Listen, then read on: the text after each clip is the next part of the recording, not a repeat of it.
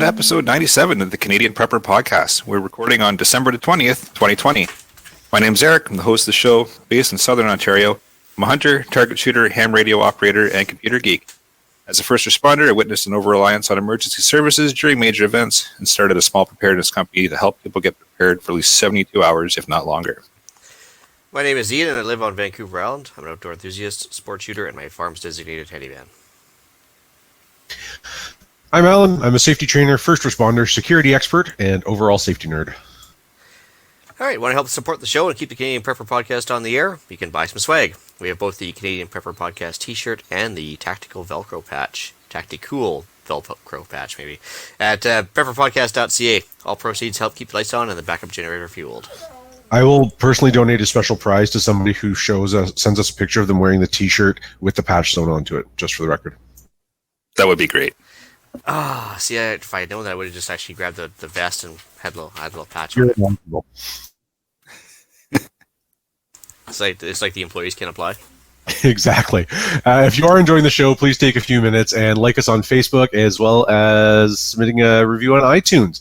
We want your feedback, good or bad, even if there's just a topic you want us to cover. You can chat with us, feedback at prepperpodcast.ca. All right, so we've got some handy content for you in this episode. We're going to start off with some preparedness-related news articles. Next, we'll let you know what we've done for our preparedness since our last episode. Then we'll get into the main topic, handy homestead hose implements for the apocalypse off-grid tools. Are you trying to get me to say something here? Are you trying to start something here already? Don't say it. The hose jokers are coming. Don't worry. Oh yeah.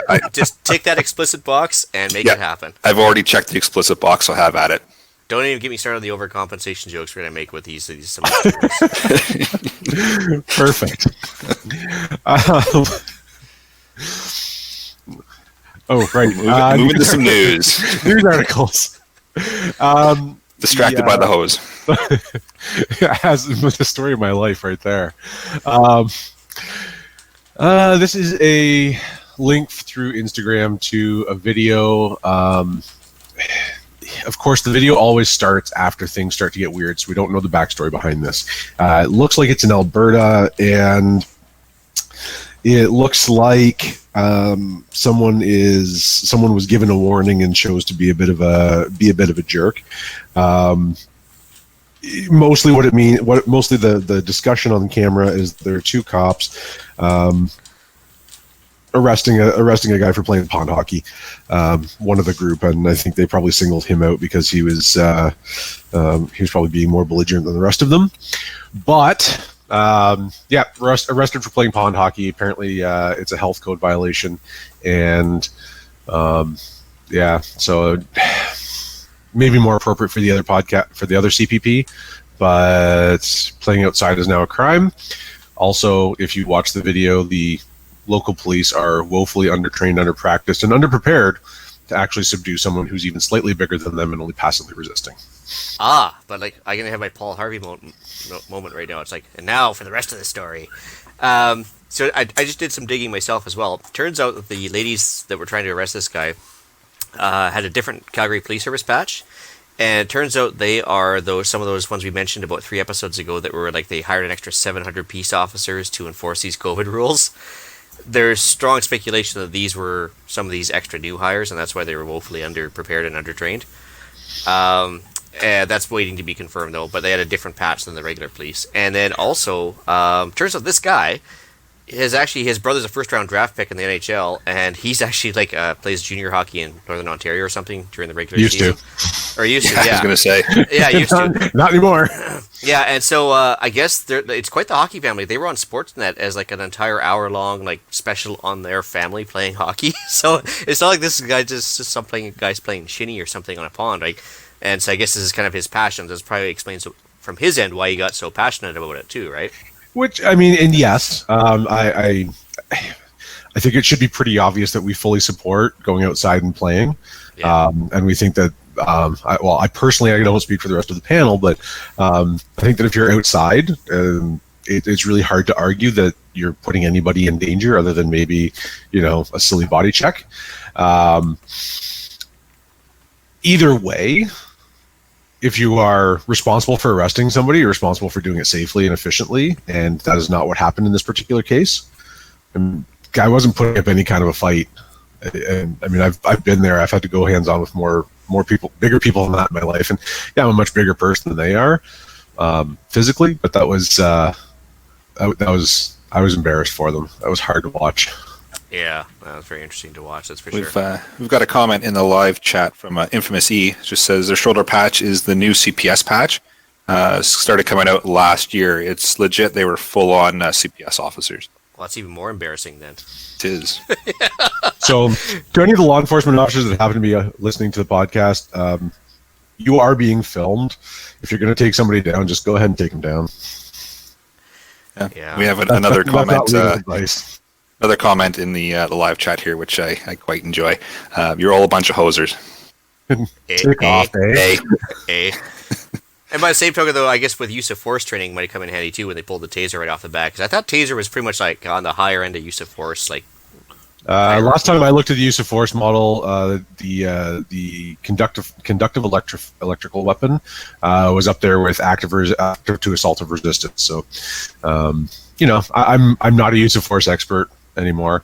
I was certified in tasers, long time ago. I remember going back 15 years plus. But yeah, that was for active to assaultive resistance, not somebody who's deciding not to get on the ground when he's told. Yeah. That's passive resistance. That's very different. Anywho, moving on. Yeah. All right. For myself, it'll come into play later on when we talk about what we've done for preps. But for those of you that own the DJI series of drones, like the Mavic Mini and the Mavic Air and stuff, this week, the U.S. government decided to add DJI's parent company to the U.S. export ban because they're afraid of spyware and or espionage being conducted via these drones. So, if you're taking pictures of your house and random other stuff, I guess you're sending a copy elsewhere as well. So, they're not blocking sales per se yet of DJI drones in the U.S., but they're actually refusing to share any technology and a couple of things with them. But supposedly they're still for sale for now. So if you want one, get one. Not saying not get one, but I'm just saying, yeah. What you're saying is if you're taking pictures, somebody else is also seeing those pictures? Yeah, so if you're doing like naughty dronies or something, I don't know, like maybe... Is that a thing? I'm sure that's a thing. I'm sure it's got to be a thing. Yeah, and so just is that Rule 34?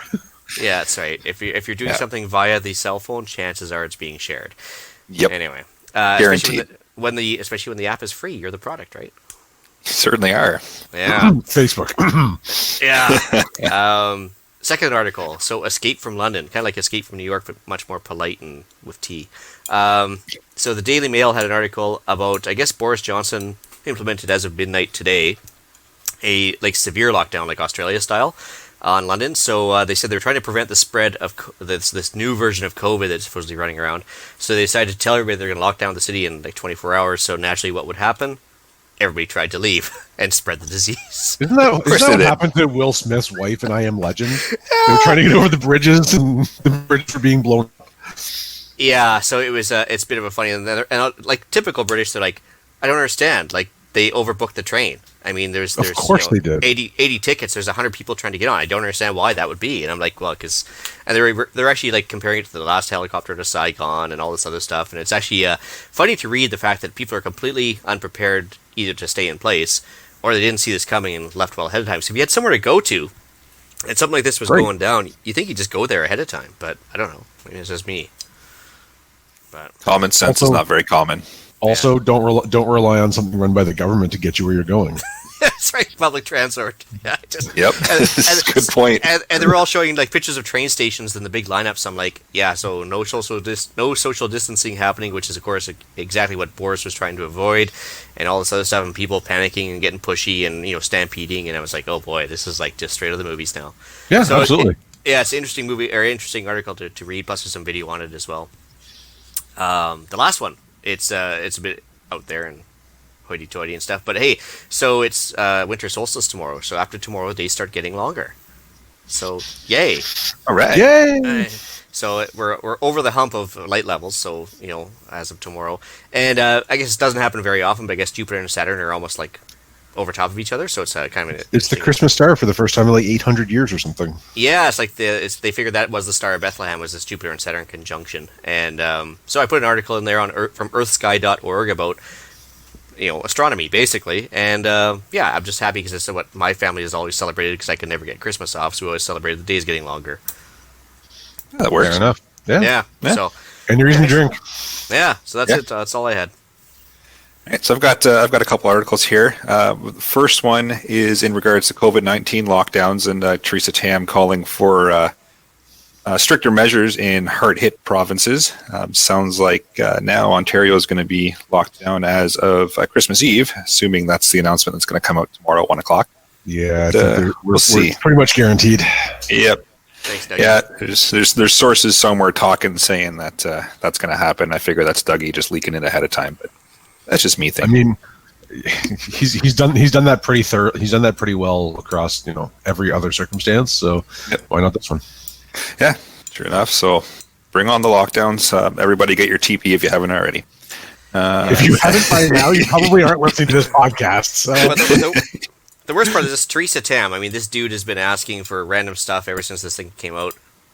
Wait, dude? You see that? You seen that Adam's apple? Come on now. Yep. I Anyways, know, I'm still confused. Yeah. Well, if you actually ashamed. Google pictures of her and you'll see the Adam's apple. Now you can't unsee it. Anyway, moving along. She's been saying everything's from masks don't work to now masks don't work but be polite. Now masks totally work. Now we need 3-layer masks. She's been changing her mind so many times. So why is anybody taking advice from her at this point? Who knows? Because the science is never settled, except for climate change. Then the science is settled. True. Tax it away. Well, yeah, tax COVID then too. All right. Yeah, no, I just every time Theresa Tam opens its mouth, I just get angrier and angrier. It's like the most annoying sound in the world from Dumb and Dumber now. Another reason why I put this article in, I figured it would trigger you and it'd be fun. Well, you were right. I know. So I've got another article here. Has nothing to do with Theresa Tam, so you can calm down, Ian. So it is in regards to Orillia-area citizens are using scanners, and that's in quotes, to disrupt OPP. So it sounds like the little Baofeng handheld radios are causing a little bit of an issue with the local coppers there, and some people are transmitting on an outgoing frequency they shouldn't be, and it's starting to draw some attention. Well, isn't that why they're not allowed to be sold anymore? They're not allowed to be sold because they're not certified by Industry Canada as a transmission type device. So there is a newer version that is Industry Canada certified now that you can get. But the older model that is unlocked and can transmit at all kinds of different frequencies outside of ham is the one that's banned, and that's the one that is probably being used in this instance. Well, and, I mean, that sounds more like an OPP problem than anything else. It sounds like an Industry Canada problem, but and it just happens to be affecting frequencies. For this particular situation, I mean, the OPP are on open frequencies that, when the rest of the world is on encrypted trunked digital repeaters, and they're still using, 177.995 open frequency. I mean, I'm just using that as a random example. That may or may not actually be an OPP channel, but it's not. I wouldn't want to be in their shoes when they actually get caught, because I'm sure some old fuds that have nothing better to do with their time will do a fox hunt and track them down, and then they say, "Hey, it's these guys." And I've heard rumors through the local ham radio club here that they're interested in doing a little fox hunt just for fun, not necessarily to help out in the investigation in any way, but just because they enjoy hunting down people that are using frequencies they shouldn't, and they've expressed concern that right now they're using certain frequencies they shouldn't, and next thing you know they're going to be on the ham frequencies causing all kinds of issues, and it just causes problems for the people that are using frequencies the proper way. So it'll be interesting to see how that plays out. But it would also be of benefit for the ham club to identify and disassociate themselves from those people. 100%. Yeah. This is not us. This is not who we represent. And here's some more information, because police resources are already stretched, and so we'll do what we can to help and be nice. Yeah, exactly. They can disassociate themselves from it. It'll certainly keep people away from trying to shut them down or close down frequencies they already have access to, because it's always something. Frequencies are not abundant; they are all being used. So if the ham ones disappear, then ham radio goes, right? So So again, for the second time tonight, any police officers that happen to be listening to the podcast, please know that it's not actual hams that are doing that. Yep. Please take it out of the right people. Exactly. But and those of you running around with Baofangs, if you have them, just make sure that you know if you're transmitting what you're transmitting on, because it can cause some trouble. But shall we move into what we've done lately for preps? Sure. So for myself, slowly starting to move back into the house. So we spent a couple of days kind of cleaning, organizing, doing some purging, and moving things back into the rooms they're supposed to be in. We're a little bit delayed, probably into mid-January now, depending on if this lockdown does happen on Christmas Eve. We'll be pushed back a little bit further than that. But we're waiting on a couple important things that are backordered, like faucets and shower glass and such. So wait a second. Hang on. Yep. A construction project that's not going according to schedule. Know. Weird, isn't it? You just blew my mind, Eric. I know. Yep. Well, there you go. Podcast I cannot believe that happened. So, it's only 2 weeks, so we can take it. It's not a big deal, but we're waiting on a couple of things there. Started a big network audit at home while getting things kind of reorganized, deployed a couple more access points in the house, and a new PoE switch, so power over Ethernet switch, and copied Hughes and grabbed a Dream Machine from Ubiquity. So got that all set up and running. So for the Neanderthals in the group, can you explain what a Dream Machine is? Yeah, it's basically a controller for the network. It'll do all kinds of fun, nerdy things. It can run your security cameras. It runs your switches, your access points. It's kind of a center area to control everything. So, yeah, nice little nerd toy. Super nerd. Oh yeah. And then started changing around my accounts to different passwords, so I'm not using the same password on every single account. Most were already switched. I had a few that I had to update with fresh passwords. Shut down some accounts that I no longer use as well, because why have them active if I'm not using them? And then if this is what I've done lately for preps wasn't nerdy enough, started getting a Raspberry Pi all built and set up to be a mini Tor router. So I can take that on the road when I'm traveling and push all my network traffic over Tor, whether I'm in a hotel room or at McDonald's or Starbucks or wherever I happen to be on the Wi-Fi or on the interweb. All my data will go over Tor, just because why not? So all your My Little Pony videos, nobody will know that you're watching them and everything else? Only if I want to tell you about it, Ian. All right. Sorry, I didn't mean out you as a brony, but Once again, rule 34, and if you're not sure what that is, go ahead and Google that. Yeah, just be careful where you Google it. Yeah, you're gonna be shocked when make sure your firewall's up when you do that, and you're on your VPN. You're gonna be shocked maybe when I tell you, push your traffic over Tor. You're gonna be shocked when I tell you this happened in San Francisco, but I was in an elevator at this hotel one time. This guy walks in a full-on My Little Pony suit, and unbeknownst to me, there's a My Little Pony convention going on at the hotel. Just thanks for my company for putting me there, anyways. And then so he looks at me, and I looked at him, and he goes, "Do you want to pet me?" And I was like, pass. Kinda, but thanks no. for the offer. And that's when I learned what a brony was. It's like, I guess My Little Pony is like a big dude thing down in the States. I don't quite get it, but anyway. Ours is not to wonder why. Yeah. So, yeah, there's your interesting tidbit for the day. Nope. All right, as for myself, I got a new drone. It was a DJI, as a matter of fact. So, and immediately the wife's like, well, stop taking pictures of the house now. The house by itself is of no value. It's the approach, it's the approach in surrounding areas that really matter. Yeah, I know. So I just, it's fun. It's very easy to fly, and it's got a fantastic camera on it and everything else. And of course, now I still gotta wait to go get an SD card for it, I guess. But yeah, no, it's fantastic. It's been lots of fun to tool around when it's not raining like a jungle around here. But yeah, so that was good with that. Been kind of tight the last couple of days doing a lot of prep for a big solstice dinner, or as we call it, our seafood solstice celebration. A little alliteration there going on. Because, yeah, like I said, that was kind of our big thing. This is actually the first time I'm going to... Do you make a sign and you put the celebration with an S so it looks like 3 S's? Yeah. Yeah. And we actually even have, like, the solstice socks instead of stockings, and we have a solstice bush instead of... actually, a solstice spruce, I think it was. And then we had... Everything's ass, right? And... Like the aluminum pole, and you start with the airing of grievances, and... Oh, yeah, absolutely, yeah. It's just like Festivus, but better. And then, I actually, even this morning, I was talking to my teenage daughters, and I was like, hey, aren't you going to, go to bed early before the solstice silky chicken shows up? They just looked at me and shook their head. They're just like, Dad, I can't wait to leave. Raj. Okay. It's going to be a solstice sayonara for me. Yeah, that's right. Anyways, I mentioned them that there might be solstice surprises in their solstice stockings. That was just a little too much. Anyway, You got arrested for that in the wrong part of the world. yeah. So, anyway, other than that, we just had to hunker down the last few days. We had a massive storm blow through town, and it was like crazy rain. I bet you we got 4 inches of rain on one of the days. Like, it was just insane. And so yeah, we're just kind of hunkered down for that. Did a couple grocery runs. I actually got my fuel rotation half done, and then I got that rumor floating around from Ontario. I thought we can't be far behind, so I just thought I'd finish up the fuel rotation today.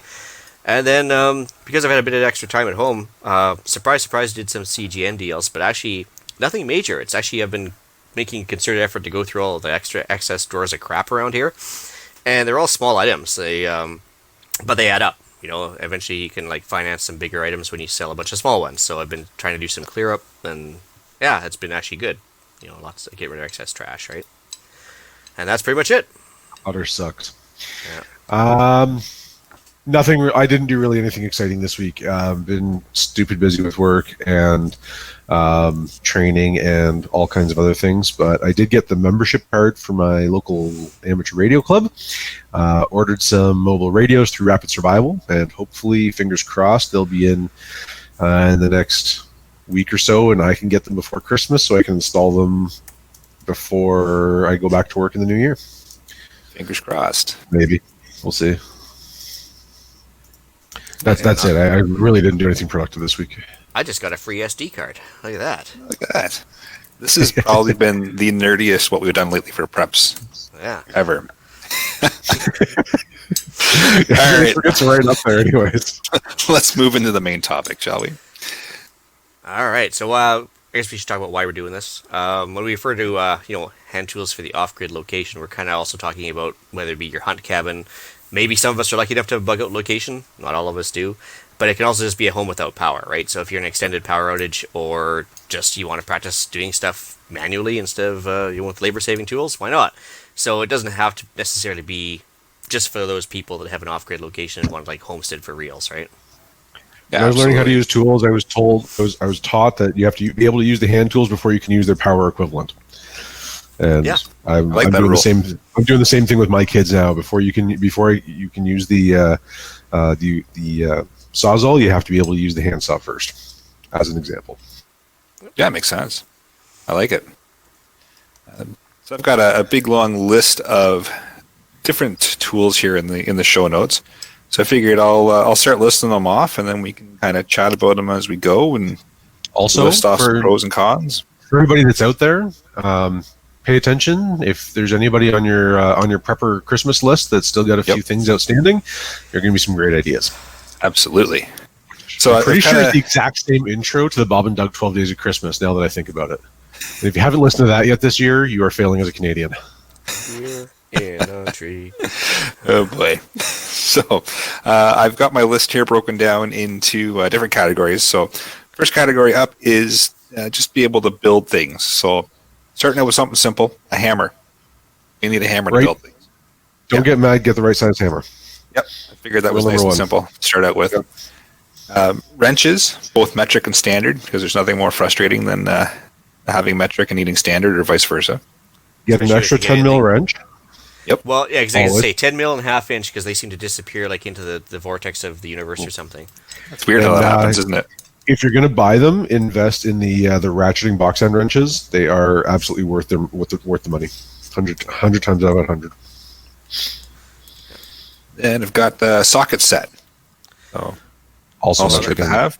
Yeah, well, that's also because everything's starting to get made in... Well, not starting, but everything's made in China nowadays, and they use metric pretty much exclusively versus the U.S. that used imperial. So if you're buying stuff from China, you got to get the metric too, right? Yeah, absolutely. Now, just to throw it in the list there up with hammer is a screwdriver set. Makes sense Yes. to have. Absolutely. You're going to want that. for Canadian sure. Tire, right now, and they do this every year, about this time, they start putting out their Boxing Week sales, and they put the like normally $195 like 3,000 piece screwdriver set on about $20. So the actual price it should be all year round. the actual price that it should be, but look for those because they're an excellent deal, and they have a lifetime Oh, yeah. warranty. Yep, they So sure when do. you break one 10 years later, which I actually just went through a couple of weeks back, when when you rip the rubber off the handle and it gets uncomfortable, you just take it back and they exchange it for a new one, no charge, no questions. Yep, and they're great about it too. Yep, they don't even care. They're proud to do that. They're happy to do it. So as long as they can match the numbers up on it and verify it's theirs, done. Yep. It's the only question they ask. What else I got? Set of pliers. So again, maybe two sets of pliers or three. My pliers always disappear.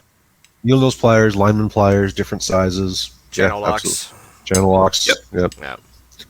And they're like 10 different kinds of channel locks depending on the kinds of sets you get. Yep. Adjustable wrench. Again, multiple sizes. But something good to have in your pile of tools because it's going to be handy somewhere at some point. Absolutely. And then a pipe wrench, if you think that's something that you're going to need in your list of stuff, then why not? Especially if the power's out and help's not coming anytime soon, and you've got a pipe that needs either taken off or putting on or whatever, that's going to be handy.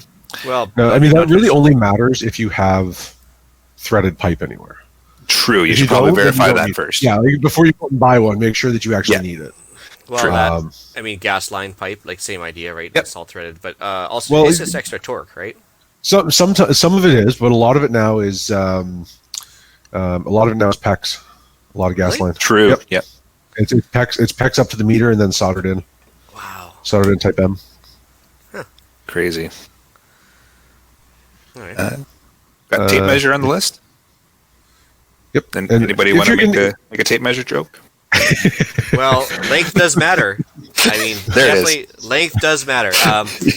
25 feet is kind of the standard, but one of those those coil tape style that does like 100 feet, absolutely. They come in handy as well for various construction things. But yeah, the 25 foot kind of takes care of most of your issues, right? Yeah. There are actually several different types of tape measures. Your best bet if you're going to have one is one that's metric on one side, imperial on the other. One that I used a lot when I was in trades was a self-centering tape. So it actually had the half mark every quarter inch. So wherever I measured to, it would tell me what the half dimension was, which was really handy. Yeah. So that was one that I had, and then just a friendly reminder that no two measuring tapes are measured the same. So if you're rattling off precise measurements from one person to another, they're going to come out with a different measurement, off by anywhere from a 1/16 to a quarter, depending on the end of the tape and the play in it and all those good things. So, or the website you're on, yeah, or the pills that you may or may not have taken at the time. There's my tape measure. Yes, just make sure to not get a tape measure that's in internet inches. So, utility knife with spare blades. Spare blades. So make sure when you buy your utility knives, they come in a bunch of different sizes, but the two standard ones are kind of HB and LB. Make sure you figure out which one it takes and get the proper one, I guess, right?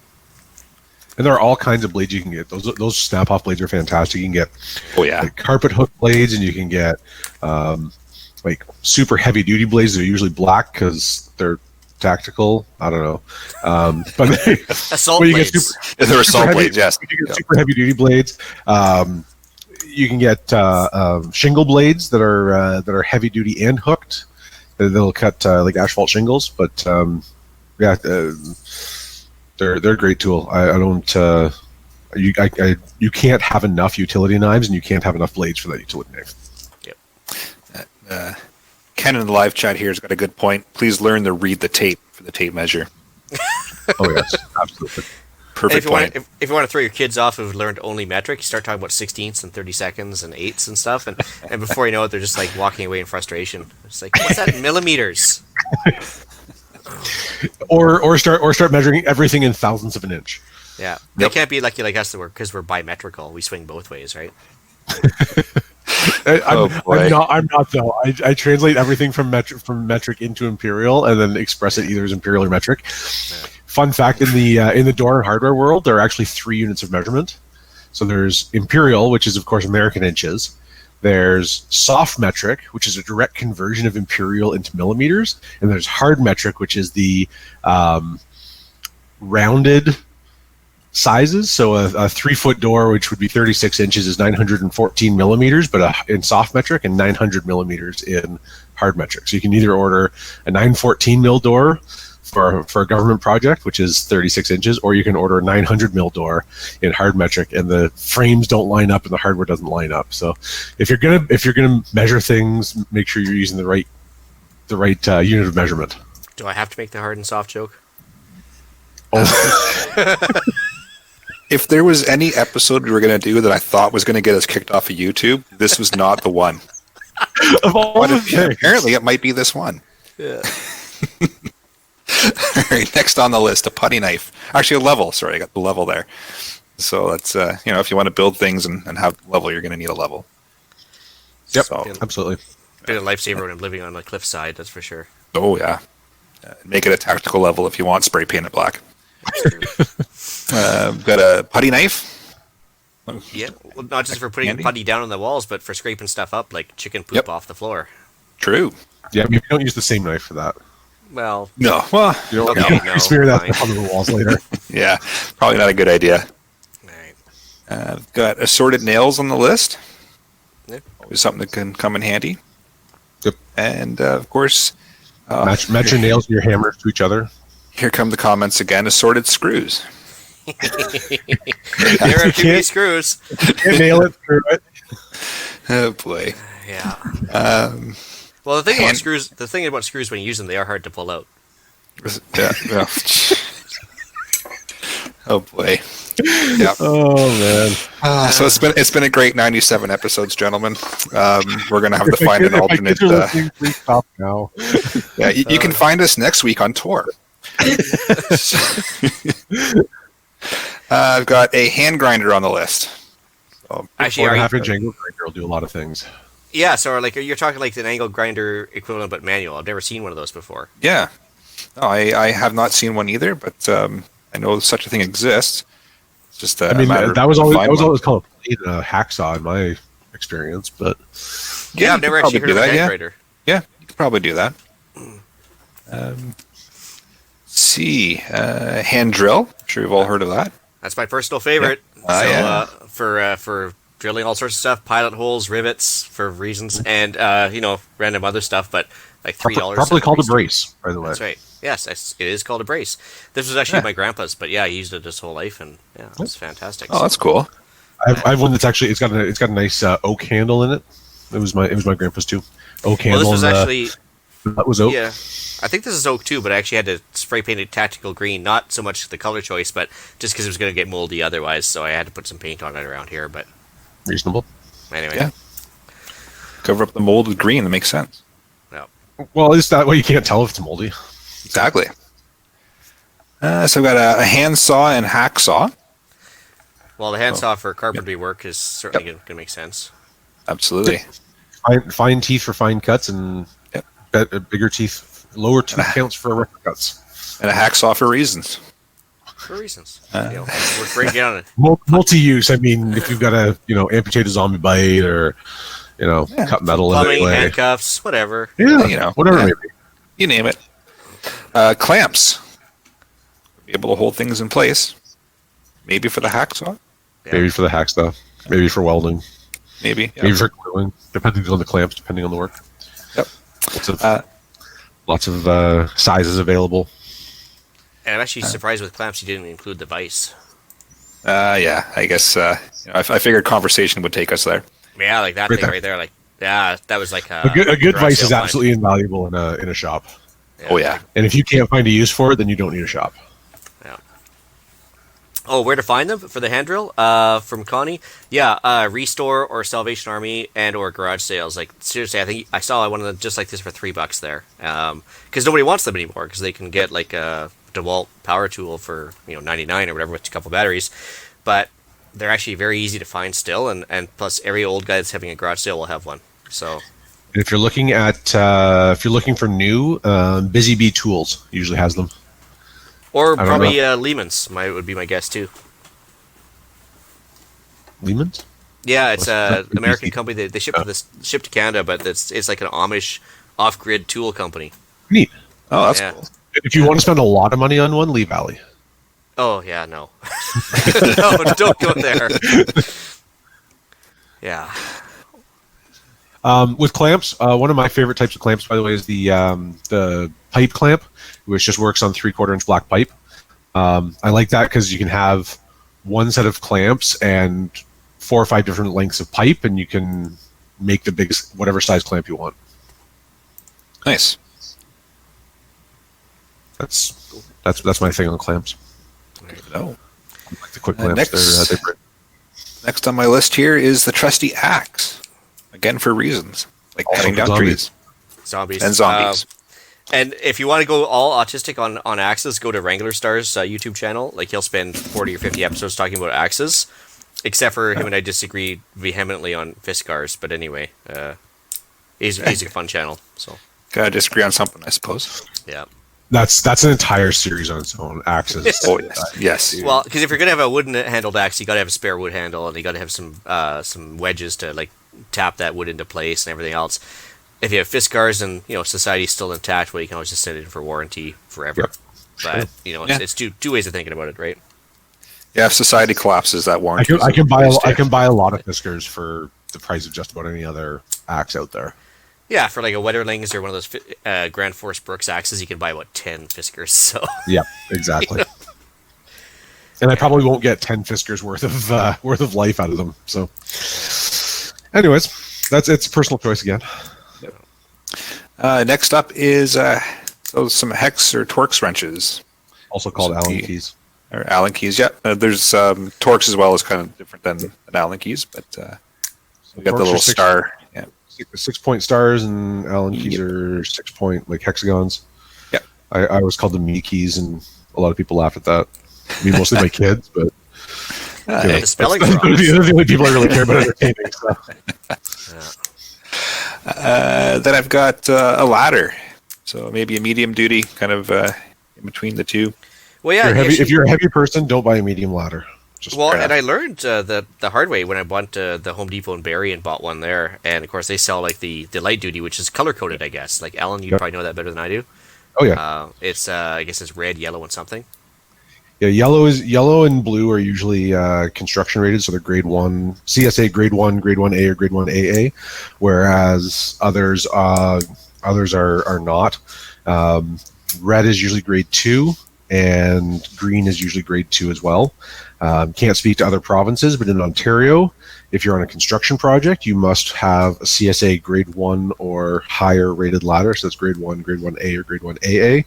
Mostly that's a weight rating. So as long as your match your ladder to your weight, and if you are a medium sized person, a medium duty ladder will do you. And if you're a large sized person, then you need a heavy duty ladder. Plain and simple. Yeah, that's I didn't realize there was actually grades of ladders till after I bought mine at Home Depot. So. Honestly, it's one of the things in my professional life that I fight with more. It's probably the thing that I fight most about, in that it's really hard to justify why a 120-pound drywaller needs a 300-pound rated ladder, but you have to, because that's the rule in the construction regulations. So. Yeah. There you go. That's my thing about ladders. I'm taking medium duty off my list and going to say read the instructions. Read the instructions. Yeah, and of course match the size and style of ladder to the work. Right. If you've got a 35-foot roof peak that you need to climb onto, a 17-foot ladder is not going to help you very much. No, it certainly isn't. It's next on my list here. I've got a broom and dustpan, which I guess would probably go near the end of the list, but I guess it's kind of close to the end. For sweeping up the ashes after you've disposed of bodies. Exactly. Well, I mean, if you want to wait a minute, wrong podcast. If you want to stay married, that's important too to have the broom and dustpan, because divorce dust gets everywhere, right? It's true. Yeah, it's true. Yeah. Especially for drywall work, you never want to have that stuff get anywhere. So no. Anyway, a good roll of plastic and some painter's tape will help a lot with that too, but that's a different section. And then I know this one was mentioned in the live chat at wire cutters. So never know. You need to cut the green wire. No, yes. The red wire. Yeah. Blue wire? Never cut the red wire. Purple wire? And then after you've cut the wrong wire, some electrical tape. and possibly a defibrillator. Yes. And of course, the reason for electrical tape is because it's non-conductive, right? Yep. Exactly. Yeah. And waterproof for antenna Yep. work if you're doing Yes, ham radio this work. is true. This is true, yeah. It then does, when the however, elect- it can, however, freeze. It loses its elasticity when it freezes. It sure does. Actually, quite the opposite. What happens when it gets super hot? Oh, then it melts. Yeah. No, it just melts like in your toolbox. It's just a mess. Yeah. I like to keep mine in a Ziploc at this point now. I learned my lessons the hard way on that one. But, And then when the electrical tape fails, duct tape. yeah. A lot of this comes down to two things, right? You need duct tape. If it's not supposed to move and it does, you duct tape it. If it is supposed to move and it doesn't, WD-40. Yeah. Although, that's an old joke. Please don't use WD-40 on anything. It's a penetrating oil, and it does a reasonable job as a moisture barrier, but there are far better things out there for it. 3-in-1 oil makes 3-in-1 oil by itself is a better preventative, and silicone is a much better lubricant than WD-40. There we go. Anyway. Connie brings up a good point to cut the barbed wire. I'm like, Oh, good yeah, but point. if Fencing pliers. Yeah. yeah, or if you're like in one of those COVID re-education camps. I mean, health camps. It's important too, right? Recovery camps. Recovery camp. camp. A couple of good pairs of pliers, and you can work harden a section of wire. If you just bend it back and forth enough, it'll eventually heat up, harden, and then break. Not that I'm encouraging you to destroy fencing in any way, but should the need arise, now you know how to do that. Well, you might have to fix a fence on your own property. You might have to fix a fence on your own property, and that's one way you can do it. Exactly. And then rounding it all out, you're going to need something to put all these materials in, so a toolbox. Yep. That's important. And the TNA tire ones are cheap, but by the same token, you put all these tools in there, and you lift up, and the handle's going to break. Yep. It's true. But then you have all these Don't tools. try and you can put fix the all of handle. these things in one toolbox. You'll never Terrible carry it. idea. Well, Terrible actually, if idea. you get the old metal ones from the garage sales, that's where they really come into their own. Yeah, and then you throw it to your shoulder when you try and carry it any more than about 5 steps. Yeah. All right. Next category I've got is Can I growing just food. add two things into that section before we move on? I suppose. Sure, go for it. Somebody mentioned it in the live chat somewhere, but a good set of chisels is invaluable. Oh, yes. Yep. And tap and die set. If you're going to be working with metal at all, you should have a tap and die set. Yep. That's a good point. Absolutely. And then if you need a specific thread, like half 28 or something, they're available on Amazon for reasons. Yep. And eBay. Yep. Mm-hmm. So. And most local fastener supplies like Brafasco, Fastenal, there's usually independents in every reasonable sized city. Cool. Well, there we go. That will have that stuff in stock, and you're supporting an independent business, a small independent business, which is apparently very difficult to do these days. Yep. All right, we'll move into growing food. So first and foremost, I've got a shovel for reasons. For also a lot of reasons. Yep. So Yeah, when you talk about shovels, right, there are a couple of different kinds of shovels. Don't use the flat blade spade to try and dig a hole. No, terrible idea. and don't Terrible pick up idea. alpaca poop with a spade for digging. It's true. Yeah. Yeah. Also, short handle, long handle, because of leverage and or weight of what you're carrying, it can come into play. Yep. Yeah, no, it's amazing the difference in shovels that can. If you're over 6 feet tall, don't bother with a short handled anything. Yeah, it's not worth it. Bother. Yeah. No, that's made for people my size, Al, not for people like you. Unless you're dual wielding or something, I don't know what for, but you know.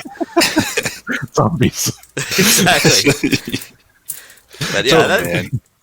So just for reference to all the listeners out there, Eric and I are both reasonably tall, and Ian doesn't come up to either one of our armpits.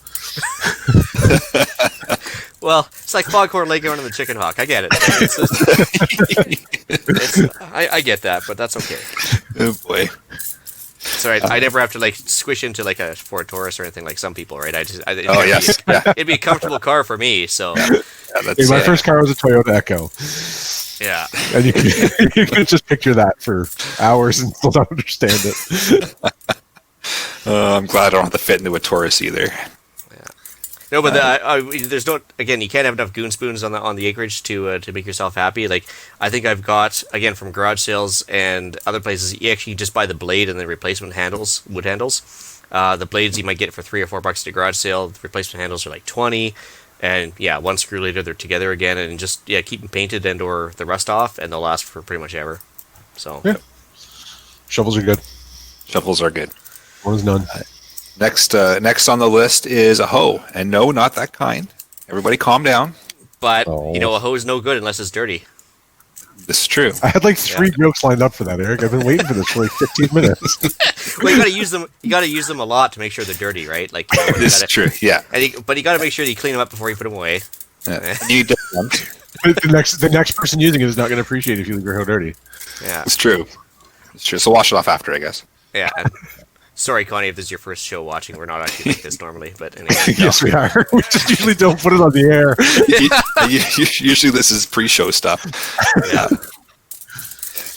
And then once you're done with the shovel and the hoe, there is the rake. Alan's favorite. There's so many kinds of rakes. So my favorite combination of this so far is the good like heavy metal tined rake, which is good for breaking up soil. That and an axe and some duct tape, and you've got yourself a perfect zombie defense weapon. A few of those, you duct tape the axe to the hoe, and then they step on it and does the side so bob thing, and comes up and smacks them in the face. But it's an axe. Wow. I put a lot of thought into this. I have a lot of rakes and a lot of axes. Genius. It's reusable, and you have to put any effort in, and you don't get tired, and it's perfect. It's a passive defense weapon. You just scatter them about your front lawn, and everything's fine. Yeah. I think we're just going to call it an episode right here. That's it. Survival complete. Survival complete. Yep. Everybody, you just won. Yep. But, ladies and gentlemen, that's my time. Thank you very much. Make sure to tip your waitress. I'll be here next week too. But we'll carry on with the wheelbarrow because why not? After you've taken the zombie down, you need a way to wheel them away. So get yourself a good heavy-duty construction-grade wheelbarrow. The ones you get at home are just trash. They don't take enough weight. They tend to twist and warp and fall over. But get the good heavy ones. It's something you'll buy once in your lifetime. Spend a few more dollars. Well, exactly. And there's a lot to be said for those dual front wheel ones because they're a little bit more, I guess, less unwieldy, I should say. But also the fact is that you can use that for everything from like building up, rock piles for fences or berms or whatever, defensive postures, whatever you want to do. But I mean, yeah, like Alan said, don't cheap out on that. It's it gets really heavy, but also have spare tire tubes for it. Yep. Because it doesn't take much to put a nail through the front wheel, and then you're out of luck. So that's no good to you. Yeah. I've got pruning shears on the list here under growing food because you might need to prune a few things here or there. Well, if you want to increase visibility up to the 5-foot level, and you want to knock off all the low hanging branches without knocking the crap out of your axe. 6 foot level for those of us of normal size. Okay, fine, the 6 foot level. Anyway, I mean, plus it actually helps collect kindling and small wood to burn. So I mean, and if you get the Fiskars, guaranteed for life. Yep. If you break a blade or whatever. So yeah, no, they are very handy little tools. And then last on the list here for growing food is seed pots. Can't really grow stuff without a seed pot. I guess you could if you've got the area in the gardening, but if you want to start it inside or somewhere a little bit warmer for winter seasons, then seed pots are going to be useful. Yep. From the Facebook chat, Ellis Ruger said lots of tomato cages. We went good call. This year. Tomato cages are an absolutely great idea for that. Absolutely. Yeah, good call on that one. Excellent.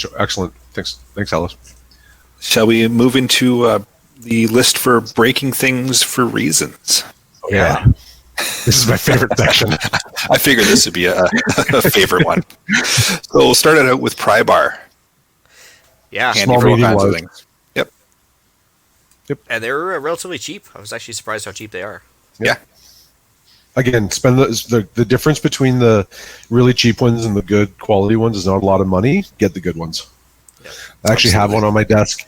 I found it downstairs. It was in my basement. I had some plumbing work done, and I thought that my plumber had left it behind, but it turns out it wasn't his. So it was a bonus tool that somebody left in there at some point, and I found in the rafters. But one of the one of the forks is broken off, so it's only a partly useful tool. But again, like it's like they're cheap enough to buy. They're cheap enough to pay for the good ones to justify it. Yep. And useful. That's the good ones. And I've got bolt cutters on the list. Yeah, again, bigger is better, right? Like you can always go down in size with a big bolt cutter, but you can't go up in size very easily. So I would definitely say go for the bigger version if you can. And you get the little hand versions too that are also good for cutting barbed wire. And don't ask me how I know that. And Padlocks. well, it's small padlocks, but the small padlocks small enough that the little bolt cutters can work. You take that big screwdriver that Ian's been playing with all night and put it in the shackle and twist. Yeah. Yep. And it does the same job with less effort. Yep. Or you could take a sledgehammer. Next on the list. Yeah. So as I like to call it my finishing hammer, because that's for my detail work when I'm doing construction. As the wife will attest helps to. with baseboard. Yeah, and I found that people, like when I was watching in Ontario, when they were watching the houses get built, this is how they actually knocked everything into place and made it fit. Yeah. But again, you can get the head of the hammer for $2 or $3 used and get the wooden handle for it. And again, once in a lifetime purchase, keep it painted, and it's so good for everything from like knocking support posts around to, I don't know, dislodging stuff. I don't know. I've never my current sledgehammer is being used as part of my workout routine. Yeah, take the sledgehammer and smash a tractor tire with it, and you do that 200 times on each side, and it's a hell of a workout. That was that was a CrossFit thing for sure. We used to do that, and it's pretty awesome. And again, you get to play miniature Thor for a while, right? Yep. Yeah. And the heavier the hammer, the better it feels at the end. Yep. And I've got a crowbar on the list.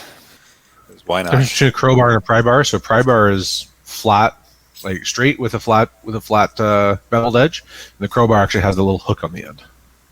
Comes in handy. And so that's why I was playing with this thing too, because this can be used as a pry bar as well. This big long screwdriver. This screwdriver is probably 2 feet long, and $3 at Princess Auto. Well, like 2 feet in internet inches, or so this would be this would be 4 feet in internet inches. So. $3 at Princess Auto, and good for everything from prying to whatever. It's just something you just don't have to care about too much, and like if you break it, it's no big deal. But yeah, it's good for prying, not just for doing the actual screwdriver trick, but it's for everybody that's losing their mind out there currently, not all screwdrivers are good for prying. Most screwdrivers you shouldn't pry with. Use the right tool for the job. But that particular screwdriver is intended to be used for prying. Yeah, as a matter of fact, I've seen people use it with brake jobs, even just to like pry open the brake calipers and stuff, or not the calipers, the pads, and it works great. So it's just one of those things where like because it's the leverage, right? So the big long handle, and then also just as a side note too, we forgot to mention the breaker bar. So same idea, not a ratcheting socket set, but just the breaker bar for those extra rusted on bolts and stuff. Or if you're at the side of the road, leverage. Yeah, if you're at the side of the road and the stock supplied little wrench they give you for the wheel lug nuts isn't going to cut it, having one of these on board obviously is going to make it a lot easier. Yep. So just a thought there. And again, you can get these really cheap. I think this wasn't, but you can get them at Princess Auto cheap. But this one was a garage sale special, which I just found out before the show was a Mastercraft Maximum, which means I think it's good for life. Oh, yeah. I think I bought my Mastercraft brand new for about $12 on Boxing Day last year. Yeah. So. Next up, I've got the FooBar forcible entry tool. Because why not? FooBar. Oh yeah. There's two sizes of FooBar. There's like a 36-inch FooBar and there's like a 60-inch FooBar. And they're both worth their weight in gold. So the great thing about the FooBar, like it has jaws that are designed to wrap around 2x lumber and grip it, so you can just grip it and rip it. And then it also has the beveled prying end, and I think it even has a bottle opener section to it. Like it is absolutely worth its weight. Once you're destroying things, you can have a beer. Perfect. Yep, absolutely. And it has the striking head on it too, the striking face. So it's I know it's an unpopular opinion, but as a firefighter, I'd rather have the FooBar than a flathead axe when I'm forcing entry on a building. Yep. Yeah. Oh, Alice points out that crowbars are good as well as a non-suspicious home defense weapon. And I was like, I guess if you go for a Street Fighter from the 80s video game, I think it was like pipe wrench, crowbar, baseball bat, and what else did they have on that chain? game? You could use chain. The chain, I forgot about that one. Yeah, that was good too. Yeah. Which basically, I think Antifa played too many versions of that, and that's what they seem to use nowadays. But anyway. Were they even old enough to play that game? Nope. Heard what from the dad? I don't know. And last but not least on my my list here for breaking things is safety goggles, because safety first. I figured Alan would appreciate that. Third or fourth. Yeah. But Especially when you talk about breaking things. If you use safety goggles, then you won't have to refer to our first aid episode. You might want to, anyways. You should. Like, You should. But, yeah. Well, you wanted to stuff refer to it in in your memory. eyes sucks. I can tell you this from personal experience. Having debris removed from your eyes is it's traumatic getting the stuff in your eyes in the first place, and it's even more traumatic having it removed. And your eyes are not something that heal terribly well, so take care of your eyes. Yeah, I'm pretty obsessive about safety glasses. I think I currently own about 8 pairs for various reasons. For breaking things. Breaking things mostly, yeah. Yeah. Again, for the sake of a dollar store, go for Yeah. it. You know, it's better than nothing, right? Yep. And I mean, even the really good ones that like anti-fog, and they come with like the cleaner, and they have the like the removable arms, so they don't break when you put them in your pocket. Like the arms that kind of snap off and then back on. They're only like $4. Yeah. Yep. So like go to your local industrial supplier and buy like 4 pairs, and they are well worth their weight. So we move on to the miscellaneous list. Yep. So I just smacked a whole bunch of stuff in the list that didn't fit really anywhere else, or fit in multiple categories. So first on the top of the list is a spare 5-gallon bucket. There are no such things as spare buckets. There are buckets I'm not currently using, and buckets that I am currently using. Agreed.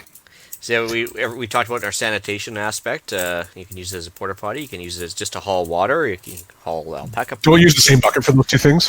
No, well, bad idea. not one before the other. Anyway, I mean, True. Yeah, you can use the poopy one afterwards, I suppose. But yeah, no, I mean, I've never not had a reason for having buckets around. I must have at least 10 or 12 in use at any given time. So. Oh yeah. Yep. They're great. You can never have too many 5-gallon buckets. Tarps and plastic sheeting, which I would hope, being of the preparedness mindset, you would have lots of these around already. But you may or may not. Big rolls of it at the big box stores for it's like house wrap or vapor barrier, and it's dirt cheap, and they're huge rolls. Plastic sheeting, yeah. It's if you can't find 20 uses for it, then go back to the saran wrap in the End of the World episode. And not just for a clean room like Dexter again, yeah. I mean, I think we've probably done 4 episodes, including pandemic preparedness and the saran wrap in the End of the World and sanitation. Like there are so many different things that you can use plastic sheeting for. Well, and the tarps too. I mean, more of a disposable mindset with the tarps, because they really don't last that long. But there's a lot of $5 ones when they're on sale at Canadian Tire, and they're 9x12. And again, you can use them in so many different ways that, and if you have to toss them afterwards, no big deal for $5, right? Exactly. Absolutely. Next up, I've got a spare PVC pipe, just in some standard sizes, because you never know when you might need some. Just about everything is 2-inch now, I've discovered. And internet inches or real inches? Real inches. Okay. I mean, and that's internal diameter. And that's also a roll of PEX. Like if you have a PEX clamp, like a PEX crimper, then you can't have enough of that either. So. And to go with that PVC pipe, some pipe cement. If you run out of liquor, you've got pipe cement still. That's your worst case scenario. And worst case scenario, with zombies, you can make your potato cannon, right? True. Yes. Yep, absolutely. Good. Some hose clamps. Yep. Fuel leaks and everything else. Yep. And then that way you can run your propane torch, because the fuel's not leaking anymore. And like we mentioned before, don't buy the refills for the propane torches. Just get the 1 pound camping thing. It's the same threading, same amount for half the price. Yep. It's a different shape and size. Yeah. That's all. I've got on the list here soldering iron, one that runs on butane or some alternate fuel. Just in case you have to solder something, wires or whatever it is you're getting into there. Mm-hmm. I know this was mentioned already, but chisels. Yep. And if you want to keep everything sharp, some files. And again, different sizes, different coarseness Oh, yes. of the teeth and everything else. Like you can get the double flat bastard, the flat bastard, and and all the other ones. Like the crosscut files and everything else. I mean, there's so many different files to use, but make sure you don't want to like use the coarse one on your fine pocket blades and everything else, and vice versa. But even needle files for sharpening chainsaws is handy too. So Yep. Oh yeah. And then last but not least, I've got pencils and chalk.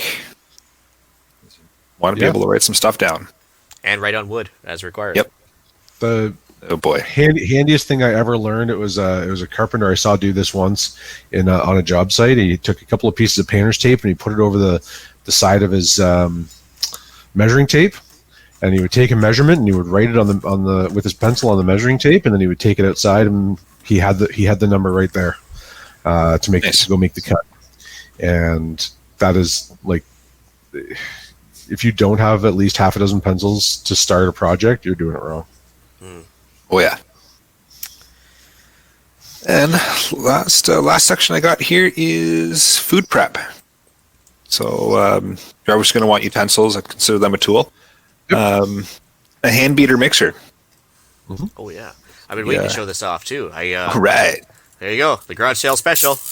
Heck yeah. Use this once and then really appreciate your grandparents going through the depression having to use this, because oh my god, it's horrible. Yeah, it doesn't look fun. Because there's no torque behind it, and the teeth are kind of like ratchety loose and everything else. It works, but I wouldn't want to have to like do it forever. But yeah, it's there. It'll get you through the loosest part of the, like it'll mix the dry ingredients really well, and it'll mix the wet ingredients really well, just not the wet into the dry very well. Pretty much exactly that, yeah. And it's a thing, but a spoon might just do it as well. But I don't know. Well, talk about a segue. Wooden spoons. Oh, look at that! Oh, look at that. Fun fact: when you get wooden spoons really cold, they snap. Oh, look at that. I learned that this weekend. I learned they snap when they get smacked over your butt when you're about 5 years old too. Yeah, learn that. We are so getting kicked off of YouTube.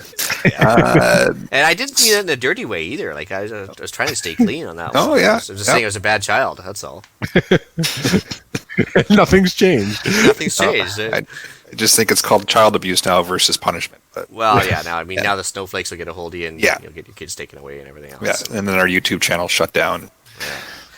Yeah. We at Canadian Prepper Podcast do not condone child abuse in any way, shape, or form. And No, use your wooden spoons for eating only. So spatulas, again, useful tool. Yeah, absolutely. Come in handy with our soap making episode. Yes, Sure would. absolutely. Also for making bacon and eggs and pancakes and hamburgers. Wonderful. Plastic explosives. And Hungry all of a sudden. yeah. I've got strainer and pots on here as well. Pots, Cool. not Pots, pot. not well. Yeah. Well, preferably steel pots Yep. for going on top of the fireplace. Yep. And or if you have a portable, what do you call those, conductive heaters, or they have those conductive elements that only work with metal pots. Induction. Induction heaters. That's it. Sorry. Yep. Thank you. We got one of those little singular burners that can actually be run off a generator or whatever as a backup thing, just in case as well. So if you do have gas or electric that requires 240 volts, you can get one of those ones, and they only take like 500 watts. So Yeah, Good to know. it's a thought. but you need metal for that. Yep. Yep. And then last on the list is the handy dandy can opener. If you don't have 3, again, you're failing. You are.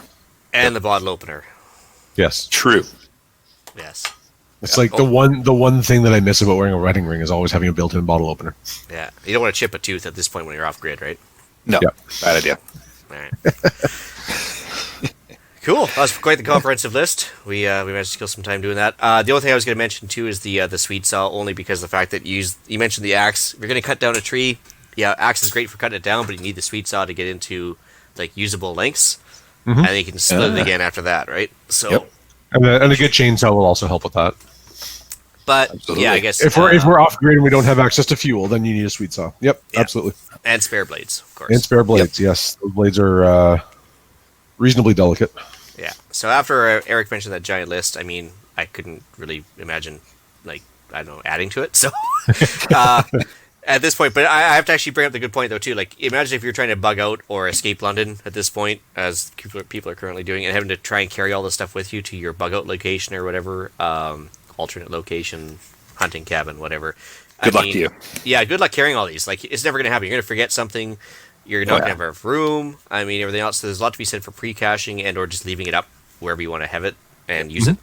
And also making sure, like, paring down your set into something that's travel friendly. Like, if I'm traveling with my truck, I have a little bit more room for tools, but I probably don't need my 1/4-inch sockets. I can probably do everything with my 3/8 and like my two half-inch sockets that I need for changing tires and accessing that like one other thing in my life.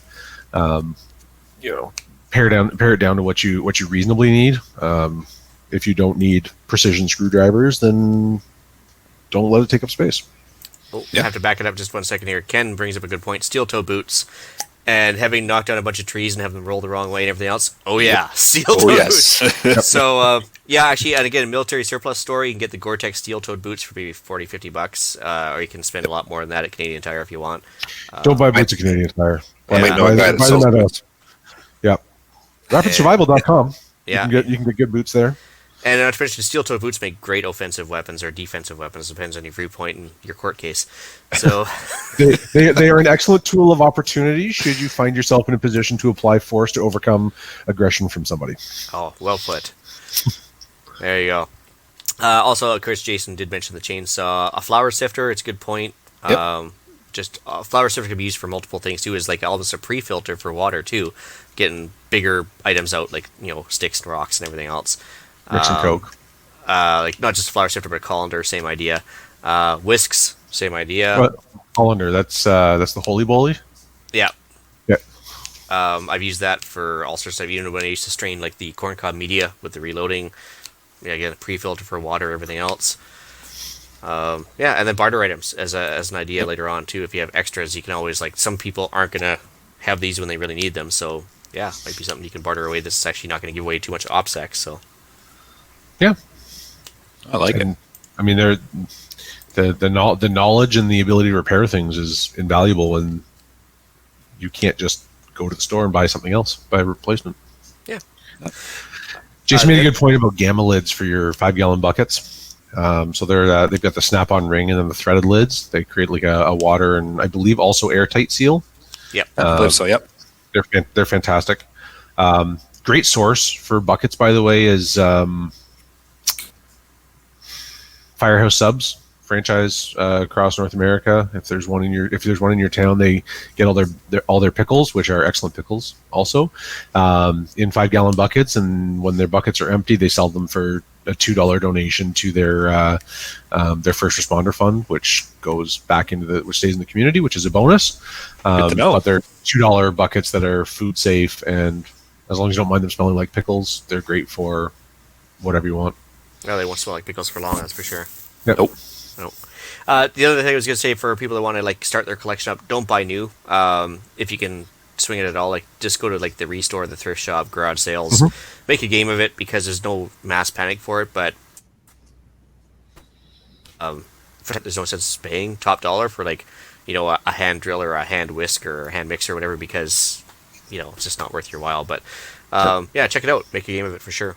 And then the other thing I was going to say, take advantage of the warranty items if you can get them at the garage sale, or if you do buy new.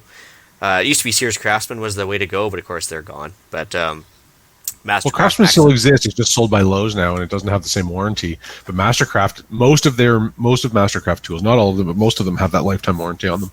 Yeah, and so the Maximum for sure does, and I think some other Mastercraft stuff does. Yeah. But the Mastercraft hand tools do. It's the power tools that don't. Yeah. And some of the consumables, like the utility knives, they don't guarantee them forever because it gets too complicated when they say, the blade dulled, so I want a new one. Well, the blade is covered, but the knife isn't, so they just took it away. Yeah. And then the other thing I was just going to mention, Fiskars as well. I go back to them all the time, but yeah, relatively cheap, warranted for life. In the meantime, and it's easy enough to have a second one on hand for redundancy, I guess. Yep. So you mentioned the iPro, and somebody else mentioned the steel toes, but we can't forget the ear protection. So whether it be chainsawing or just pounding with a hammer on metal, Or listening to your in-laws. or me, or whatever, like ear protection. It's a thing, right? If your ears are ringing afterwards, you've already created like permanent hearing damage. So, Yep. Yeah. The general rule is anything where you're going to be exposed to more than 85 decibels for more than 4 minutes.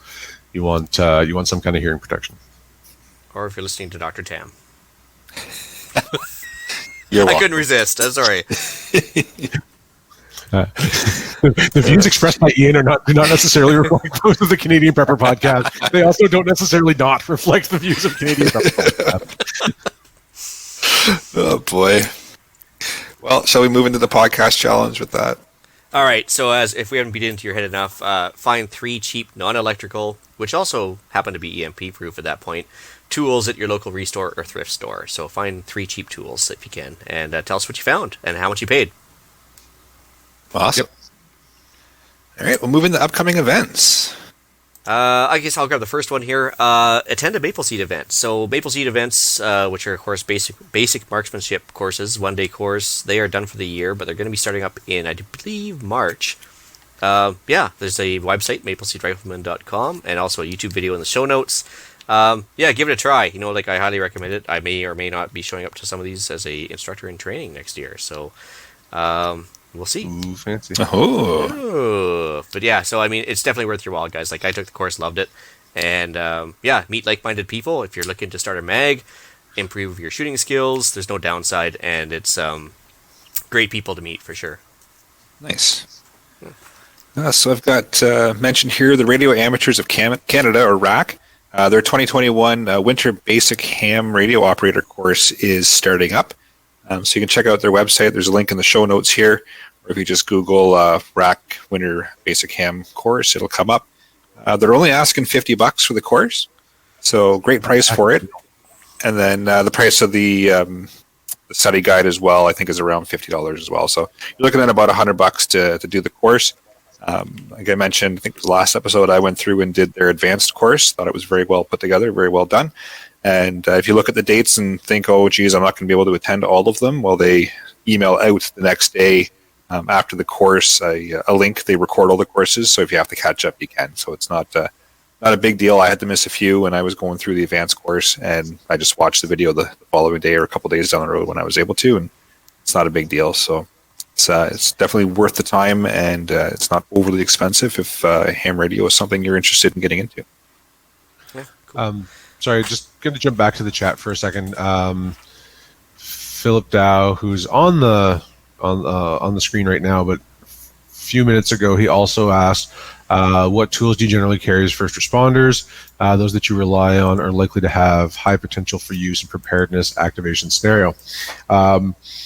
Short answer, Philip, is it depends on who you are, what you do, and where you work. Personally, as a firefighter in a rural setting, we have a lot of less precise tools, stuff to just make holes and make holes bigger. Because part of what I do is opening doors with the least amount of damage possible. I have a couple of little, like in my gear, I keep a couple of little pry bars. I usually have a 2.5 pound dead blow hammer on hand, and some specialized tools that will help me open doors. Otherwise, within the prying tools section that we talked about, every fire truck has half a dozen Halligan bars on it, which is a really fancy pry bar that has a little pick on it. And go to YouTube and watch forcible entry videos, which I could watch all day because I absolutely love doing it. And that's Halligan and an axe are the basic tools that will get you through most things that you need, as long as you're not trying to do anything precise or repeatable. They'll destroy most things that they come across. So that's my advice there. Yeah. And then warranty for life. I like the Fisker's sharpening concept, but I don't like the idea of giving up my tools for 6 weeks to do it, and I don't trust somebody to not take a grinder to my axe and soften the steel. So Philip, for the audio listeners, he said warranted for life is great until the grid is down and you can't get a replacement. I do understand these items should be expected to be a higher quality, and when the grid is up, they can be returned. Fiskars also does sharpening of the saws, I believe. So yeah, they do actually do sharpening or replacement of the edged blade part of anything, as long as you have the model number to give them, and you can send in the old part. They'll see what they can do with it and send it back. That's why we kind of said you can afford to buy two of them for the price of one like Grand Forest Brooks axe. By the same token, if you want to have a wooden axe for redundancy for an off-grid scenario versus a grid down scenario versus an off-grid cabin, then yeah, I suppose you can get a fancy axe head and then a bunch of replacement axe handles. Mm-hmm. And you can always have a file to keep it sharp and a couple wedges to keep the head in place. So you can just do your own repairs. For me, it's just a time savings thing. If I have a Fiskars go down, I just call them, I send a picture, and they send me a new one. I don't even have to send anything. So I just it's happened with the pruning shears and one axe, and they've just replaced it, no questions asked. As long as I can take a picture of the model number and take a picture of what happened, and it's on the way. It's kind of funny that way, actually. So it works out well. But yeah, if off-grid cabin versus grid goes down, two different scenarios. But yeah, whatever your personal situation is, I guess that's what matters, right? Yep. So that's it. Good stuff. Right. Shall we move into some shoutouts? I ask everybody if they can. Tonight is Sunday evening. Tomorrow, Monday afternoon, voting ends. There's a link in the show notes. It's through a local builder here in the London area, Ironstone Builders. They give away a ton of money every year to worthy causes. This year, they're looking at giving $10,000 to an agency that gets the most votes right now. One of the agencies that is vying for that money is London Search and Rescue. We've talked about why search and rescue organizations are important in previous episodes. London Search and Rescue actually had their trailer broken into earlier this year and a ton of equipment stolen, and this would go a long way to helping them remain operationally prepared. So if everybody could do that, I'd really appreciate it. Frankly, no matter who wins this money, the City of London will be better off. There are no bad causes that are up for debate right now, but I think London Search and Rescue would be an excellent place for that money to go. And so again, the link's in the show notes. If you can follow that and cast your vote, I'd really appreciate that before tomorrow at 4 p.m. Eastern time. And we'll put it up on I'll put it on the live chat right now, but also we'll put it on the Facebook page and make sure that the word gets out. I'd appreciate that. That's my shout out for the night. Cool. Eric, you got anybody? Nothing for the night. Nope. All right, I got one for the just the listeners and gunnies in general. It seems that the CCFR calendar that we were plugging the last few episodes has now sold out. So fantastic! It's awesome. Yeah, that's fantastic. So I mean, women's shooting sports. When the government comes out and says they're banning guns to try and prevent violence against women, it's a nice argument to give them that there's lots of women shooters out there and they're well funded now. So. Yeah, it was a good cause, and I'm happy that they got their calendar sold out, so that encourages them to do it again next year, and everybody's happy. So that's great. Yeah. Awesome. Well, I would move into email and iTunes reviews, but unfortunately both were dry for this episode, so got nothing for this section. Yeah.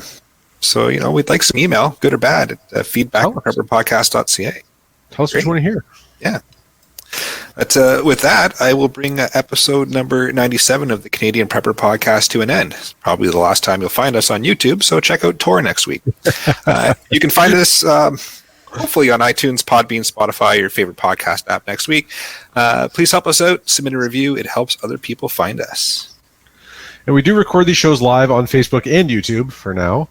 If you want an early peek at the shows, please subscribe to the YouTube channel, Canadian Prepper Podcast, and click the notifications tab. That'll give you an alert when we're going live. If you want to get me directly, you can find me at Alan, that's with one L, at prepperpodcast.ca. All right, you can reach Ian directly by emailing me at thewesternretreat@gmail.com.